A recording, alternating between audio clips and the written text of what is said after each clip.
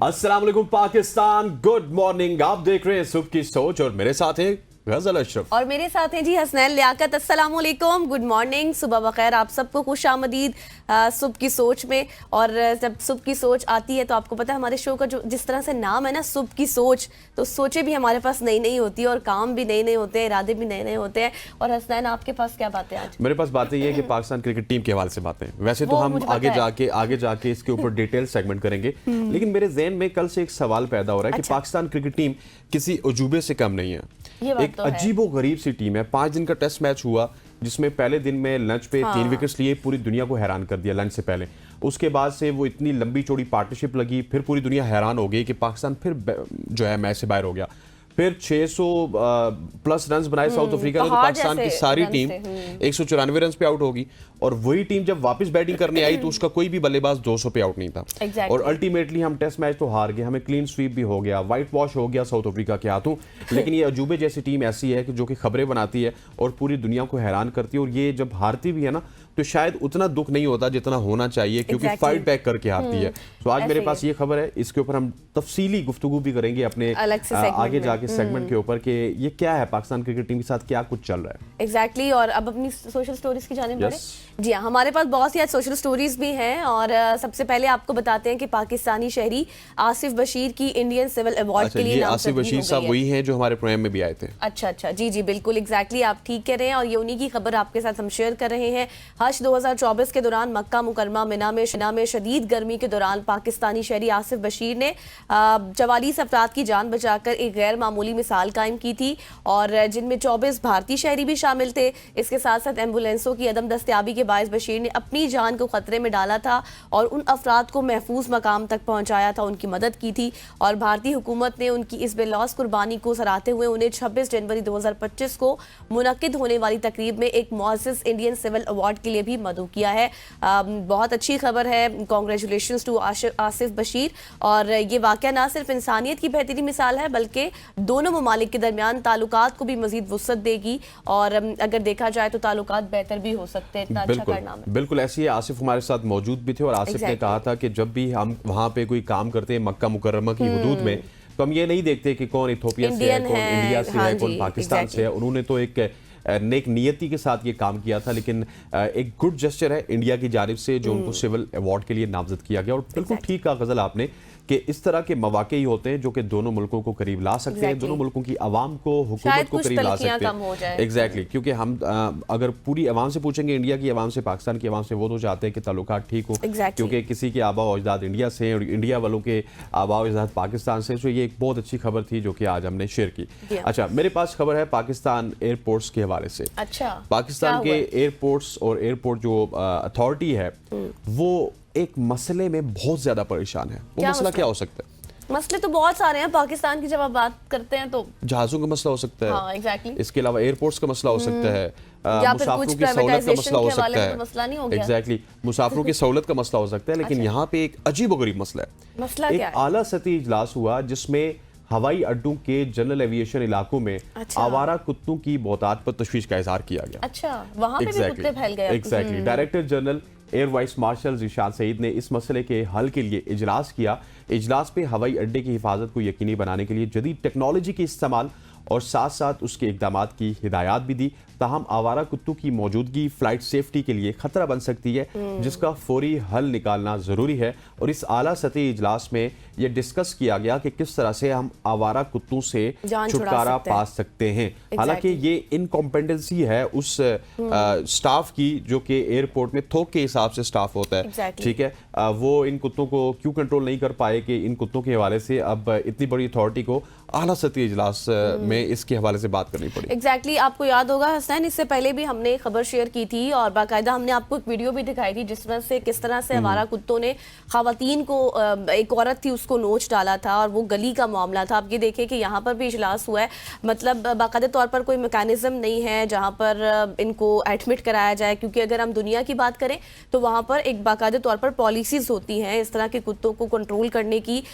उनके कोई इदारे होते हैं जहाँ पर उनकी वैक्सीन के हवाले से भी काम किया जाता है। लेकिन खैर ये इजलास हुआ, पहले मेरे ख्याल हम आवारा कुत्तों को ना गजल मार भी देते थे, लेकिन उसके बाद हुआ मारना तो हल नहीं है। हाँ, लेकिन कौमी असेंबली में भी एक बिल पास हुआ जिसमें आप आवारा कुत्तों को या फिर कुत्तों को मार नहीं सकते। ये तो बिल बहुत ही अच्छा है, लेकिन उसके अलावा जो गजल बात कर रही है कि इनका ठिकाना क्या होगा, इनको संभालना कहाँ पे है, अनफॉर्चुनेटली उस हवाले से गवर्नमेंट ऑफ पाकिस्तान भी खामोश है और अब एयरपोर्ट अथॉरिटी को इस हवाले से कुछ इकदाम करने पड़ेंगे। कम से कम एयरपोर्ट की हुदूद में ही वो कोई ऐसा सेटअप बना लें जहाँ पे वो कुत्तों की देखभाल कर सके, इनकी निगहदाश्त के हवाले से काम कर सके, ताकि वो बाहर रनवे पे आपको नजर ना आए। और रनवे पे जब कुत्ता नजर आता है तो वो डेफिनेटली जहाज के लिए बड़ा खतरे का बायस होता है। खैर, हम ये एक्सपेक्ट कर सकते हैं कि यहाँ पर इजलास हुए तो आगे इस हवाले से कोई मैकेनिज्म बना लिया जाए। आगे बढ़ते हैं, आपको खबर देते हैं मक्का मुकरमा आपको लिए चलते हैं, जहाँ पर वाकई अबराज जो है होटल है एक, जो कि दुनिया का सबसे बड़ा होटल है। इससे पहले हमने बड़ी बड़ी बिल्डिंग्स के हवाले से बात की थी, बुर्ज खलीफा हमने देखी, और इसके अलावा मजीद और भी बिल्डिंग्स हैं जो बड़ी बड़ी हैं। लेकिन क्या आपने ये देखा है कभी कि इतना बड़ा जो है आपके पास होटल हो जिसमें आपके पास 12 टावर्स हैं, 12 टावर्स पर मुश्तमिल इस होटल की हर इमारत में 45 मंजिलें हैं, यानी इमारतें 45 इमारतें हैं। इसके साथ साथ आप देखें कि 10,000 कमरों के साथ 70 शानदार रेस्टोरेंट्स भी शामिल हैं इसमें। ठीक है, अभी सिर्फ यहाँ पे ख़त्म नहीं हुई बात, बल्कि इसमें 5 हेलीपैड और सऊदी शाही खानदान के लिए 5 मुकम्मल मंजिलें भी मुख्तस की गई हैं। और इस अजीम मंसूबे के लिए 3.5 मिलियन अमरीकी डॉलर की लागत का तखमीना था, जबकि ये 1.4 मिलियन मुरब्बा मीटर के रकबे पर मुहित है। और ये होटल 2017 में खुलने के लिए भी तैयार था, जबकि 2023 की बात करें तो अबराज को अवाम के लिए खोला नहीं जा सका। ये जो होटल है, मैं इसकी बात कर रही हूँ, इसको अवाम के लिए नहीं खोला गया। ये मनसूबा सऊदी अरब के विजन 2030 का हिस्सा बना दिया गया है, जिसका मकसद ये है कि सयाहत को फ़रोग देना है। ताहम माली मसाइल और दीगर मामलात ने मंसूबे की तकमील को एक तवील इंतजार बना दिया। एग्जैक्टली, जिस तरह आपने अबराज खुदाई की बात की, ये one of the exactly Abraj Kudai one of the best hotel और one of the biggest hotel in whole world. लेकिन इसमें जिस तरह आपने कहा कुछ फाइनेंशियल जो है लिमिटेशंस थी सऊदी गवर्नमेंट के पास भी, वो अभी तक मुकम्मल नहीं हो सका। 2017 से लेके 2023 और अब 24 भी आ चुका, बल्कि 25 भी आ चुका। लेकिन इसको विजन 2030 में इसी वजह से शामिल किया गया कि वहाँ पे जाके कहीं ना कहीं पे 27 पे या 26 पे या 25 पे इवन इसी साल में इसका आगाज़ हो सकते हैं। That will be very very good, क्योंकि जो मक्का है और मदीना है ये बेसिकली उनकी एक हॉस्पिटैलिटी इंडस्ट्री है। यहाँ पे पूरी दुनिया के ज़ायरीन जाते हैं, तो ज़ायरीन के लिए भी जो इसको अफोर्ड कर सकते हैं उनके लिए ये बहुत ही सुनहरी मौका होगा कि इस होटल में वो स्टे कर सकते हैं। अच्छा, आज मैं आपको सऊदीया से लिए चलता हूँ पड़ोस में, अच्छा, इंडिया में, ठीक है, और इंडिया से लिए चलता हूँ आपको अमेरिका में। ठीक है, एक ऐसा शख्स आप लेके जा सकते हैं। जब भी मैं किसी मुल्क की बात करती हूँ तो आप मुझे पूरी दुनिया घुमाते हैं। मैंने हमेशा से आपको एग्जैक्टली दुनिया का सबसे ज्यादा तनख्वाह लेने वाला मुलाजिम कौन है, आपको पता है? अच्छा, कितनी तनख्वाह होगी? वैसे पहले आपको पता है वो कहाँ से होगा? भारत से। भारत से है, और भारत से भी, और है भी सिख। मैं आपकी क्लू से समझ गई थी जब आपने मुझे कहा कि मैं आपको पड़ोसी, और वो है भी सिख। उसका नाम है जगदीप सिंह। ठीक है, भारत से ताल्लुक रखने वाले जगदीप सिंह, जो कि इलेक्ट्रिक व्हीकल बैटरी टेक्नोलॉजी पर काम कर रहे हैं, दुनिया के सबसे ज्यादा मुआवजा लेने वाले मुलाजिम हैं।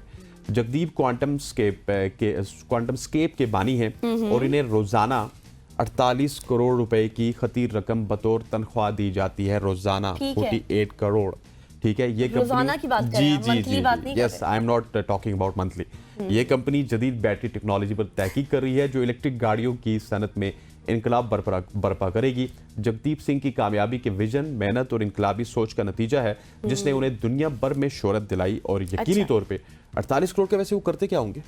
क्या पता, मैं तो हैरान हो गई हूँ कि आप मुझे एक दिन की उनकी सैलरी ये भी बैठ के रोते होंगे, यार खर्चे बहुत ज्यादा हैं, यार खर्चे नहीं पूरे हो रहे, नौकरी से तो कुछ पूरा ही नहीं होता। मुझे नहीं लगता कि आप उनकी एक दिन की सैलरी बता रहे हैं, इसलिए मैंने आपसे कंफर्म किया था कि आप मंथली बता रहे हैं। या ये भी कंपनी के खिलाफ एहतजाज में ऊ करते होंगे तो इसलिए फिर उनका एहतजाज का मैं, क्या ख्याल है आपका हमारे बारे में? क्योंकि लोग अक्सर ना गजल वो कहते हो, तो सॉरी टू कट यू, कि तनख्वाह से गुजारा नहीं होता। अब 48 करोड़ पे आप, लेकिन एक दिन की सैलरी आप, इसके बावजूद भी अगर आप ये कहें कि मेरा गुजारा नहीं है, तो वो बात शायद मानने वाली नहीं होगी।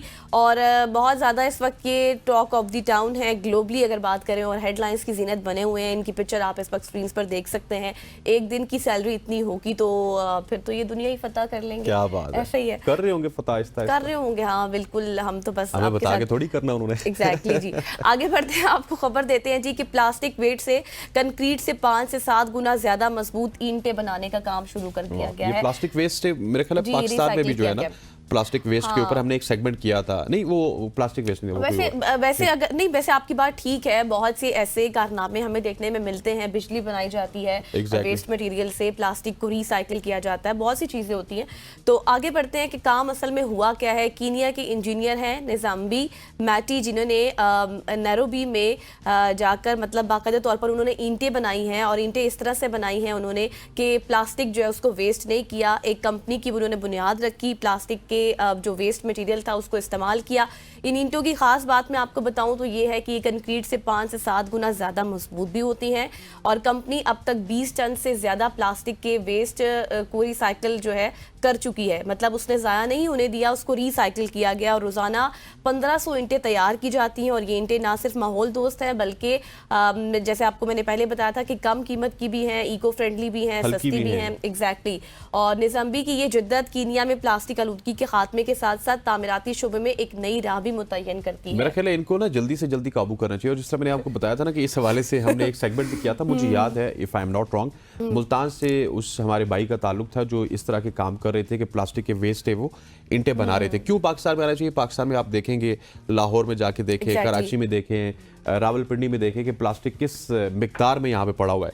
तो यहाँ पे ये इंडस्ट्री रातों रात फ्लरिश हो सकती है, और हमारा वो जो प्लास्टिक है ना उससे जान भी छूट सकता है। एग्जैक्टली। अब आगे बढ़ते हुए आपको एकदम से मैं इंडिया ले जाऊंगा। बार बार आप मुझे इंडिया क्यों लेके जा रहे हैं? पहले भी खबर मैंने आपके साथ शेयर किया, आपने पहली खबर इंडिया की बताई ना, लेकिन अब आप मुझे आपने कहा कि आसिफ बशीर को इंडिया वाले सिविल अवार्ड दे रहे हैं, तो मैंने कहा कि इंडिया की हर खबर आपको बताता हूँ। लेकिन मैं इंडिया से हट चुकी हूँ, आप बार बार मुझे उधर ही लेके जा रहे हैं। बार बार आपको लेके जाऊंगा। अच्छा जी, गोश्त के नाम पर मुसलमानों को निशाना बनाने वाले भारत में गोश्त कितना खाया जाता है वैसे? एग्जैक्टली। और इसी बिना पर मतलब गोश्त की बिना पर हमारे इतने इख्तिलाफात भी हैं, क्योंकि आपको पता है कि वहाँ पर जिस तरह से हम लोग भैंस वगैरह हमारी कुर्बानी होती है उनकी, तो वो इस चीज़ को अच्छा नहीं समझते और हमसे इख्तिलाफ करते हैं, और वहीं पर इतना ज़्यादा गोश्त खाया जा रहा है। एग्जैक्टली। और दुनिया का जो सबसे बड़ा एक्सपोर्टर है बीफ का, वो भी एक हिंदू है। हाँ जी, और जहाँ पे जिस मजहब में जो चीज़ मना होती है वो बहुत ज़्यादा की जाती है। भारत में हिंदू अक्सरियती मुल्क होने के बावजूद गोश्त खाने वालों की तादाद मुसलसल बढ़ रही है।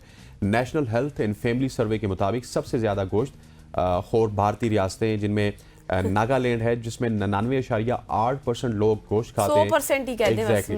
मगरबी बंगाल की बात करें तो ये तकल्लुफ़ी किया वैसे ही उन्होंने 100% लिखे थे। मगरबी बंगाल में 99.3%, ये भी 100 कर दे, 100% है। केरला में 99.1% और आंध्र प्रदेश में 98.25% और तमिलनाडु में 97.65%, मतलब सारे ही 100% खा रहे हो। भारत में हिंदू बरादरी में गोश्त खाने को पसंदीदगी की निगाह से नहीं देखा जाता, लेकिन इसके बावजूद मुल्क में गोश्त खाने वालों की तादाद में मुसलसल इजाफा हो रहा है। और जब ये मैं आपको थोड़ा सा क्रिकेट से रिलेटेड करके बताता हूँ, जब हमारे फास्ट बॉलर्स होते थे इमरान खान या फिर सरफराज नवाज, वो बड़े पेसी बॉलर होते थे। इंडिया से सिर्फ कपिल देव होते थे जो थोड़ा बहुत पेस निकालते थे, तो उनके अलावा उनके बॉलर्स का पेस नहीं निकलता था। तो हम जब अपने बॉलर से पूछते थे क्यों पेस नहीं निकालते, वो कहते थे गोश्त नहीं खाते। आजकल बुमराह पेस निकाल रहे हैं, मुझे लगता है बुमराह भी गोश्त खा रहे होंगे। और आप देखें कि ये बात हम नहीं कह रहे, बल्कि ये बाकायदा सर्वे हुआ है, सर्वे में चीज़ सामने आई है। और जहन वाली बात कि इतना तरद्दुद करने की जरूरत नहीं थी। 99.7, 99.8, पूरा 100, तो मतलब 100 में से एक आध लोग हैं जो नहीं खा रहे। तो इस तरह के इख्तिलाफात बढ़ाने से पहले अगर आप अपने मुल्क में थोड़ी सी तहकीकात कर लें और सर्वेस पढ़ लें कि क्या हो रहा है, तो शायद ज्यादा बेहतर है। ऐसे ही है। अच्छी खबर थी ना, खुश हुई ना? बहुत अच्छी खबर थी और मुझे पढ़कर मजा भी आया।